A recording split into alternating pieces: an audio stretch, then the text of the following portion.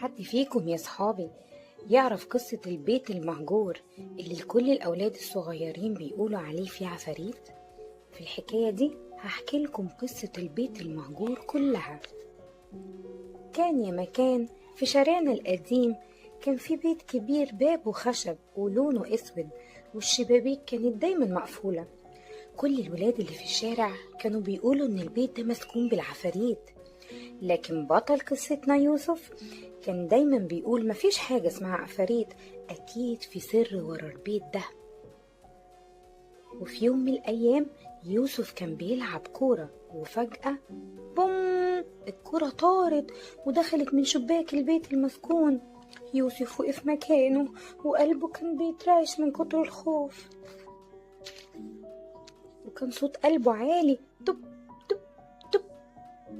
أصحابه قالوله اوعى تدخل يا يوسف، البيت ده بيطلع أصوات غريبة بالليل. يوسف أخد نفس عميق وقال أنا مش هسيب كورتي، أنا شجاع ولازم أعرف سر البيت ده. يوسف فتح الباب ببطء، المكان كان ضلمة والتراب مالي الجو، وفجأة يوسف سمع صوت غريب طالع من المطبخ. يوسف جسمه أشعر، مسك كشافه الصغير وهو بيقول بصوت مرعوب مين هنا؟ اظهر وبان عليك الأمان.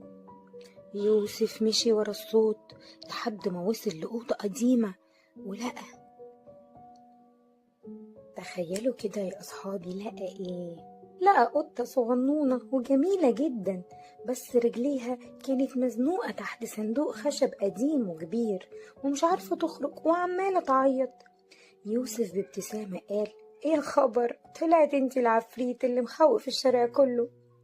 وبكل شجاعة يوسف رفع الصندوق بالراحة جدا وشال القطة وحضنها، ولقى كورته جنبها أخدها وطلع يجري على بره والقطة في حضنه.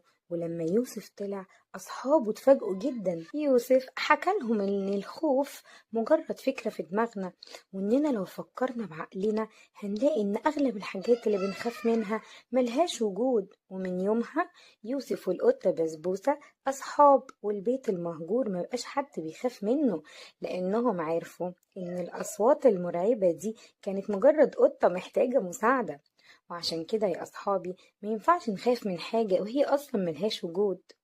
كده خلصت حكاية النهاردة، بس حكايات ليلو لسه ما خلصتش.